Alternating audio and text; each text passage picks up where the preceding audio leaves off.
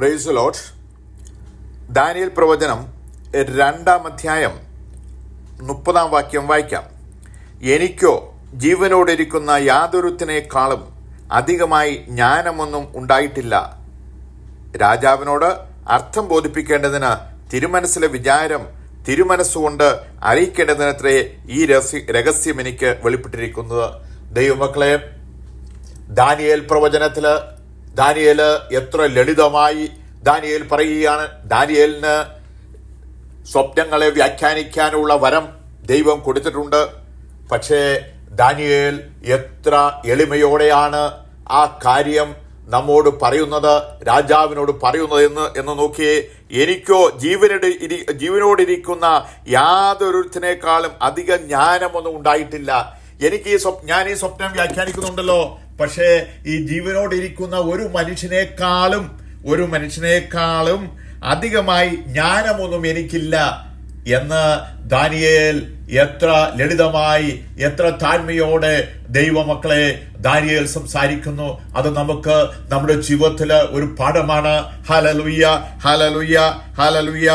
എങ്കിലും അവൻ ദൈവത്തെ മാത്രമാണ്, എനിക്ക് ഈ കഴിവുണ്ടായിട്ട് ഇതെന്റെ കഴിവാണ് എന്ന് ദാനിയേൽ പറയാതെ ദാനിയേൽ ദൈവത്തെ ഉയർത്തുകയാണ് ചെയ്യുന്നത്.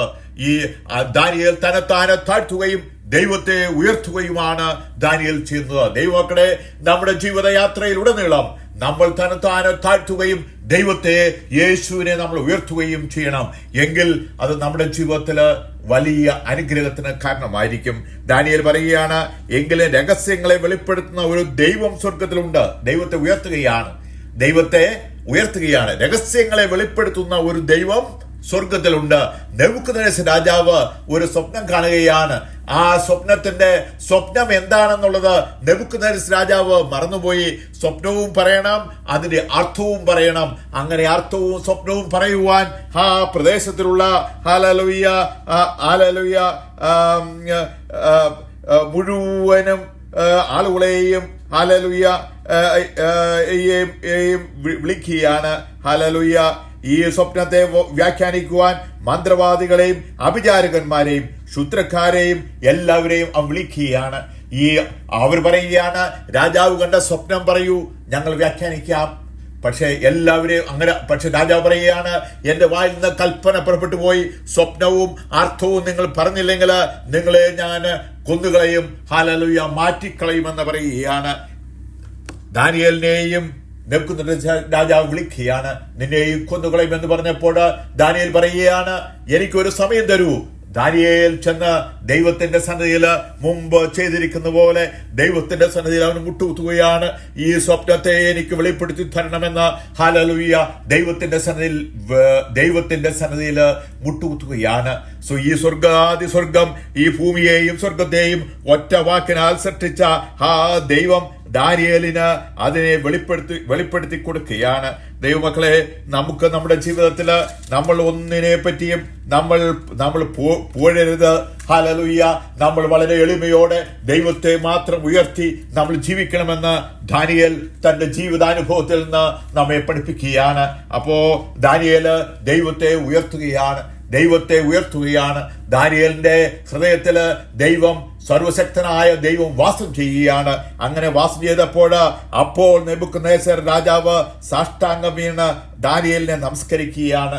ദാനിയേല് ഈ അർത്ഥങ്ങളെല്ലാം നെബൂഖദ്നേസറിനോട് പറഞ്ഞു കൊടുക്കുകയാണ്. ഹല്ലേലൂയ. സ്വപ്നത്തെ പറഞ്ഞു കൊടുത്തു, സ്വപ്നം വ്യാഖ്യാനിച്ചു പറഞ്ഞു കൊടുത്തു.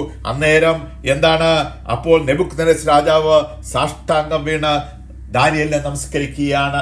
ദാനിയേൽ ആരാണ്? ഹല്ലേലൂയ. ഇസ്രായേലിൽ നിന്ന് കൊണ്ടുവന്ന ഒരു എബ്രായ ബാലനാണ്, ഒരു അടിമ ബാലനാണ്. രാജാവിനെ ശുശ്രൂഷിക്കുന്നതിന് വേണ്ടി, രാജാവിന്റെ വീട്ടില് വേല ചെയ്യുന്നതിന് വേണ്ടി രാജാവ് എബ്രായയിൽ നിന്ന് ഹല്ലേലൂയ ഇസ്രായേലിൽ നിന്ന് കൊണ്ടുവന്ന ആ ബാലന്റെ മുമ്പില് ആ രാജ്യത്തിന്റെ രാജാവ് സാഷ്ടാംഗം വീണ് കിടക്കുകയാണ്. ദാനിയേലിന്റെ മുമ്പിൽ സാഷ്ടാംഗം വീണ് അവനെ നമസ്കരിക്കുകയാണ്. കാരണം എന്താണ്? ഈ ജാതീയ രാജാവ്, സർവശക്തനായ അഖിലാണ്ടത്തെ ഉളവാക്കിയ ദൈവം ദാനിയേലിന്റെ ഉള്ളിൽ വാസം ചെയ്യുകയാണ്. ഒരു ദൈവത്തിന്റെ മുമ്പില് ജാതീയ രാജാവിന് നിൽക്കുവാൻ കഴിയില്ല എന്ന് ദൈവം അടിവരയിട്ട് പറയുകയാണ്. അങ്ങനെ ദാനിയേലിന്റെ മുമ്പില് നെബൂഖദ്നേസർ രാജാവ് സാഷ്ടാംഗം വീണ് കിടക്കുകയാണ്. ദൈവമക്കളെ ഹല്ലേലൂയ, ദൈവമക്കളെ ഹല്ലേലൂയ. നമ്മുടെ ജീവിതയാത്രയില് ഒരു ജാതീയ രാജാവിനും ഒരു ജാതീയ രാജാവിനും ദൈവമക്കളുടെ മുമ്പിൽ നിവർന്നു നിൽക്കുവാനായിട്ട് കഴിയില്ല. കാരണം നമ്മുടെ ഉള്ളിൽ വാസം ചെയ്യുന്ന സർവശക്തനായ ദൈവമാണ്. നമ്മുടെ ഉള്ളിൽ വാസം ചെയ്യുന്നത് സർവശക്തനായ ദൈവമാണ്. ആ ദൈവത്തിന്റെ മുമ്പിൽ ജാതീയ രാജാക്കന്മാർക്ക് നിവർന്നു നിൽക്കുവാൻ കഴിയില്ല. അതുകൊണ്ട് ദാനിയേലിനെ എന്റെ മുമ്പിൽ നെബൂഖദ്നേസർ രാജാവ് വീട് കിടന്നു. അവനെ നമസ്കരിക്കുകയാണ്. ദൈവമക്കളെ, നമ്മളാണ് ഈ ലോകത്തിലെ ഏറ്റവും വലിയവർ. കാരണം നമ്മളിനുള്ളിൽ ദൈവം വാസം ചെയ്യുന്നുവെങ്കിൽ ദൈവമക്കളാണ് ഈ ലോകത്തെ വിധിപ്പാനുള്ളത്. ഹല്ലേലൂയ. ആ ഒരു ബോധ്യം നമ്മൾക്കുണ്ടാകണം. പക്ഷേ നമ്മുടെ സംസാരത്തില്, നമ്മുടെ പ്രവൃത്തിയിലൊക്കെ നമ്മൾ ദൈവത്തെ ഉയർത്തുന്നവരായിരിക്കണം, യേശുവിനെ ഉയർത്തുന്നവരായിരിക്കണം. നമ്മൾ താഴ്മ ധരിക്കുകയും എന്റെ യേശുവിനെ നമ്മൾ ഉയർത്തുകയും ചെയ്യുന്നു എങ്കിൽ ദൈവം നമ്മെ ഉയർത്തുമെന്ന ദൈവത്തിന്റെ വചനത്തിൽ ദൈവം നമ്മെ ഓർപ്പെടുത്തുകയാണ്. നമുക്ക് ഉൽപ്പത്തി പുസ്തകം 41 അധ്യായത്തിൽ ഹല്ലേലൂയ ഒരു വരാം. അവിടെ ഫറവോൻ രാജാവ് ഒരു സ്വപ്നം കാണുകയാണ്. അവിടെ സ്വപ്നം രാജാവ് പറയുന്നുണ്ട്. പക്ഷേ അത് വ്യാഖ്യാനിക്കുവാൻ ആരെയും കിട്ടിയില്ല. അത് വ്യാഖ്യാനിക്കുവാൻ കാരാഗ്രഹത്തിൽ കിടന്ന യോസഫിനെ കൊണ്ടുവരികയാണ്. അവിടെ യോസഫ് തന്നെ താഴ്ത്തുകയാണ്. അതിന് യോസഫ് ഫറവോനോട്, ഞാനല്ല, ദൈവം തന്നെ ഫറവോന് ശുഭമായ ഒരു ഉത്തരം നൽകുമെന്ന് പറഞ്ഞു. ഈ സ്വപ്നം പറഞ്ഞപ്പോൾ യോസഫ് പറയാണ്, യോസഫിന് എന്തുണ്ട്? സ്വപ്നം വ്യാഖ്യാനിക്കുവാനുള്ള കഴിവുണ്ട് എന്ന് പാനപാത്രവാഹനം അപ്പക്കാരന്റെ പ്രമാണിയും അവർ കാരാഗ്രഹത്തിൽ കിടന്നപ്പോൾ പാനപാത്രവാഹന് ഹല്ലേലൂയ അവന്റെ സ്വപ്നം വ്യാഖ്യാനിച്ചു കൊടുത്തു. അതുപോലെ തന്നെ സംഭവിച്ചു. അവൻ വീണ്ടും ഫറവോന്റെ അടുക്കൽ രാജസഭയിൽ ചെന്നു. അപ്പോൾ യോസഫ് പറഞ്ഞു, ഹല്ലേലൂയ, പാനപാത്രവാഹൻ, നീ ആ സ്ഥാനത്ത് നീ ഇരിക്കുമ്പോൾ നീ എന്നെ ഓർക്കണം. ഞാൻ ഈ കാരാഗ്രഹത്തിൽ കിടക്കുകയാണ്, നീ എന്നെ ഓർക്കണമെന്ന് പറഞ്ഞു. പക്ഷേ ആ പാനപാത്രവാഹൻ അവനത് മറന്നു കളഞ്ഞു.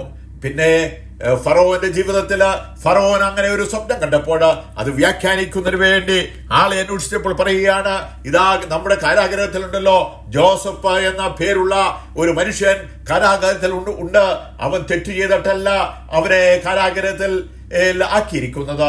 അവൻ നിഷ്കളങ്കനായ മനുഷ്യനാണ്, ദൈവത്തെ ആരാധിക്കുന്നവനാണ്, ദൈവം അവരോട് കൂടെയുണ്ട്. അപ്പോൾ അവനെ വിളിക്കുകയാണ്.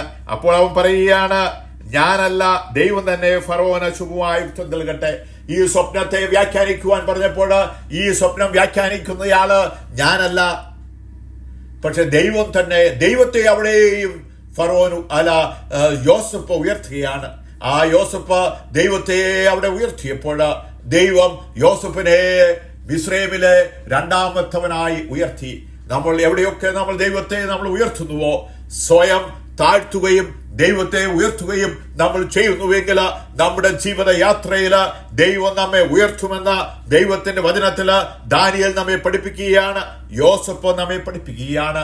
നമ്മൾ പലപ്പോഴും പലതും നമ്മൾ പറയുമ്പോൾ നമ്മൾ പറയുകയാണ്, എന്റെ കഴിവുകൊണ്ട് ഞാനത് ചെയ്യും എന്ന്, ഹല്ലേലൂയ, ഞാൻ അങ്ങനെ ചെയ്യുമെന്നൊക്കെ നമ്മൾ പറയുമ്പോൾ, പക്ഷെ അങ്ങനെയല്ല നമ്മുടെ ജീവിതത്തിൽ നമ്മൾ ചെയ്യേണ്ടത്, നമ്മൾ പറയേണ്ടത്. നമ്മൾ എന്താണ് പറയേണ്ടത്? ഹല്ലേലൂയ, ദൈവം അനുവദിച്ചാൽ, ദൈവകൃപയുണ്ടെങ്കിൽ, ഹല്ലേലൂയ. അതുമാണ് ജോസഫ് പറയുന്നത്, ഞാനല്ല, ദൈവം തന്നെ ഫറവോന് ശുഭമായ ഉത്തരം നൽകട്ടെ എന്ന് പറഞ്ഞു. പിന്നെ യോസഫ് പറഞ്ഞത്, എന്റെ സ്വപ്നത്തിൽ ഞാൻ നദീതീരത്തുനിന്ന്, അപ്പൊ സ്വപ്നത്തെ പറയുകയാണ്. ആ സ്വപ്നത്തെ വ്യാഖ്യാനിച്ചു കൊടുത്തു. അങ്ങനെ വ്യാഖ്യാനിച്ചു കൊടുത്തു കഴിഞ്ഞതിന് ശേഷം കൊടുത്തതിന് ശേഷം ഹല്ലേലൂയ യോസഫ് ഫറവോനോട് പറയുകയാണ്, ഹല്ലേലൂയ, ഈ ഇവിടെ വിവേകവും ജ്ഞാനമുള്ള ഒരുത്തനെ ഹല്ലേലൂയ ഇതിന് അധികാരിയായിട്ട് വെക്കണമെന്ന് പറഞ്ഞപ്പോൾ ഫറവോൻ പറയുകയാണ്, നിന്നെ പോലെ വേഗവും ജ്ഞാനമുള്ള ഒരുത്തനുമില്ല. നീ എന്റെ ഗ്രഹത്തിന് മേലധികാരിയായിരിക്കും. നിന്റെ വാക്ക് എന്റെ ജനതമെല്ലാം അനുസരിച്ച് നടക്കും. സിംഹാസനം കൊണ്ട് മാത്രം ഞാൻ നിന്നേക്കാൾ വലിയവനായിരിക്കും. ഹല്ലേലൂയ. അവിടെ യോസഫ് ദൈവത്തെ ഉയർത്തി, യോസഫ് താഴ്ത്തി, സ്വയമേ താഴ്ത്തിയപ്പോൾ യോസഫിനെ ഏറ്റവും വലിയവനാക്കി. ഹല്ലേലൂയ. ഫറവോൻ അവിടെ ഉയർത്തുകയാണ് നമ്മൾ ചെയ്തതായിട്ട് ദൈവത്തിന്റെ വചനത്തില് നമ്മൾ വായിക്കുകയാണ്. ദൈവമക്കളെ, ആരൊക്കെ ദൈവത്തെ ഉയർത്തിയോ, ആരൊക്കെ ദൈവത്തിന്റെ മുഖത്തേക്ക് നോക്കി ദൈവത്തെ ഉയർത്തിയോ, അവരൊക്കെയും ദൈവം ഉയർത്തുമെന്ന്. Hallelujah, hallelujah, hallelujah. ദൈവം ഉയർത്തുമെന്ന ദൈവത്തിന്റെ വചനത്തിൽ ദൈവം നമ്മെ പഠിപ്പിക്കുകയാണ്. നമുക്ക് ലൂക്കോസിന്റെ സുവിശേഷം 22-ാം അധ്യായം 33-ാം വാക്യത്തിൽ പറയാം. അവിടെ പത്രോസിന്റെ ഒരു സ്റ്റേറ്റ്മെന്റ് ഉണ്ട്. അവനോട്, കർത്താവേ, ഞാൻ നിന്നോട് തടവിലാവാനും മരിപ്പാനും ഒരുങ്ങിയിരിക്കുന്നു എന്ന് പറഞ്ഞു.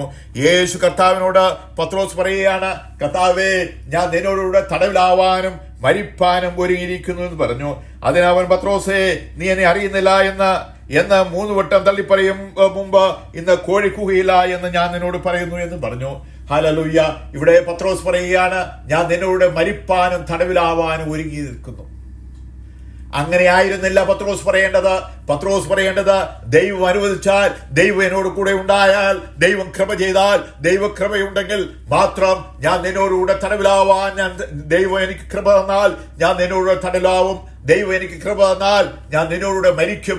ദൈവത്തിന്റെ ശക്തി, ദൈവത്തിന്റെ കൃപ എന്റെ മേൽ ഉണ്ടെങ്കിൽ മാത്രമേ എനിക്കത് ചെയ്യുവാൻ കഴിയുള്ളൂ എന്നായിരുന്നു പറയേണ്ടത്.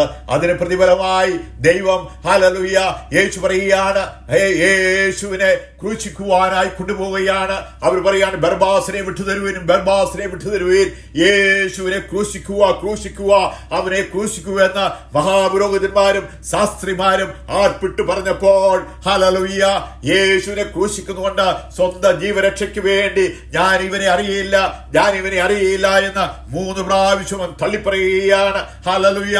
എന്നിട്ട് അവൻ വേറിട്ട് പോയി കരയുകയാണ്. കരഞ്ഞ് മടങ്ങി വരുന്ന ഒരു പത്രോസിനെ നമ്മുടെ ജീവിതത്തിൽ കാണുകയാണ്. ഹല്ലേലൂയ. പിന്നെ അപ്പോസ്തല പ്രവർത്തികളിലേക്ക് വരുമ്പോൾ അവൻ ഇവരുടെ ഈ മഹാപുരോഹിതന്മാരെ നേരെ നോക്കി തന്നെ പറയുകയാണ്, നിങ്ങൾ ക്രൂശിച്ചവനും, ഹല്ലേലൂയ, ദൈവം മരിച്ചവനെ ഉയർപ്പിക്കുകയും ചെയ്ത സർവശക്തനായ ദൈവത്തിന്റെ നാമത്തിൽ തന്നെ ഞാനിത് ചെയ്തിരിക്കുന്നു എന്ന് പറയുകയാണ്. ഹല്ലേലൂയ. അവന്റെ മാറ്റം കണ്ടോ? പത്രോസ് വളരെ മാറി. ഹല്ലേലൂയ. നമ്മുടെ ജീവിതയാത്രയിൽ നമ്മളെപ്പോഴും യേശുവിനെ ഉയർത്തുന്നവരായിരിക്കണം. സ്വയം താഴ്ത്തുകയും യേശുവിനെ ഉയർത്തുകയും ചെയ്യുന്നുവെങ്കിൽ നമ്മെ ഉയർത്തുവാൻ എന്റെ ദൈവം ശക്തനാണെന്ന് ദൈവത്തിന്റെ വചനത്തിൽ ദൈവം നമ്മെ ഓർമ്മപ്പെടുത്തുകയാണ്. ഹല്ലേലൂയ. ദാനിയേൽ തന്റെ ജീവിതയാത്രയിൽ ദൈവത്തെ ഉയർത്തുകയും സ്വയം താഴ്ത്തുകയും ചെയ്തു. യോസഫ് തന്റെ ജീവിതയാത്രയിൽ ദൈവത്തെ ഉയർത്തുകയും സ്വയം താഴ്ത്തുകയും ചെയ്തു. പത്രോസ്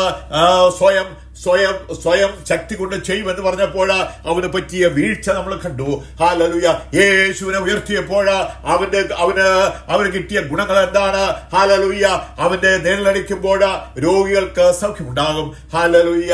പത്രോസ് ധൈര്യശാലിയായി യേശു അവന്റെ ഉള്ളിൽ വാസം ചെയ്തപ്പോൾ അവൻ ധൈര്യശാലിയായി ദൈവത്തിന് വേണ്ടി നിൽക്കുന്ന ഒരു വീരാളിയായി തീർന്നു. ദൈവമക്കളെ, നമ്മുടെ ജീവിതയാത്രയിലൂടെ നീളം ദൈവത്തിന് വേണ്ടി നിൽക്കുന്ന ഒരു വീരാളിയായി, വീരപുത്രനായി നമുക്ക് തീരുവാൻ കഴിയുമോ? ദൈവം നമ്മെ ഉയർത്തുമെന്ന് ദൈവത്തിന്റെ വചനത്തിൽ ദൈവം നമ്മെ ഓർമ്മപ്പെടുത്തുകയാണ്. നമുക്ക് കുരുവാക്യത്തിലേക്ക് പറയാം. ദാനിയേൽ പുസ്തകം 2-ാം അധ്യായം 30-ാം വാക്യം. എനിക്കോ ജീവനോടിരിക്കുന്ന യാതൊരുത്തിനേക്കാളും അധികം ജ്ഞാനമൊന്നും ഉണ്ടായിട്ടില്ല. ഹല്ലേലൂയ. നെബൂഖദ്നേസറിനോട് ദാനിയേൽ പറയുകയാണ്, എനിക്ക് ഈ ഭൂമിയിൽ ജീവിച്ചിരിക്കുന്ന ആരെക്കാളും കൂടുതൽ ജ്ഞാനമില്ല, വിവേകമില്ല. പക്ഷേ സ്വർഗ്ഗസ്ഥനായ ദൈവം എനിക്ക് വെളിപ്പെടുത്തിയും തരും. ഹല്ലേലൂയ. അവൻ എനിക്ക് വെളിപ്പെടുത്തി തന്നാൽ ഞാൻ പറയും. ഞാൻ അവന്റെ സന്നിധിയിൽ മുട്ടുകുത്തുമ്പോൾ, ഞാൻ അവന്റെ മുഖത്തേക്ക് നോക്കി കരയുമ്പോൾ അവൻ എനിക്ക് വേണ്ടി പ്രവർത്തിക്കുന്ന ദൈവമാണെന്ന് ദാനിയേൽ പറഞ്ഞു. യോസഫ് പറഞ്ഞു. പത്രോസിന്റെ ജീവിതത്തിൽ, ഹല്ലേലൂയ, അത് അവൻ മനസ്സിലാക്കി. ഇതെല്ലാം ആയിട്ട് ദൈവമക്കളെ, നമ്മുടെ ജീവിതയാത്രയിലൂടെ നീളം യേശുവിനെ നമ്മൾ ഉയർത്തുകയും തന്നെത്താൻ താഴ്ത്തുകയും ചെയ്യുവാൻ നമുക്ക് മനസ്സുണ്ടെങ്കിൽ ദൈവം നമ്മെ ഉയർത്തുമെന്ന് ദൈവത്തിന്റെ വചനത്തിൽ ദൈവം നമ്മെ ഓർപ്പെടുത്തുന്നു. ഈ വചനങ്ങളാൽ പിതാവിന്റെയും പുത്രന്റെയും പരിശുദ്ധാത്മാവിന്റെ നാമത്താൽ ഞാൻ എല്ലാവരെയും അനുഗ്രഹിക്കുന്നു. ദൈവം അങ്ങനെ ചെയ്തിരിക്കുന്നതായി സ്തോത്രം. യേശുവിന്റെ നാമത്തിൽ ആമേൻ.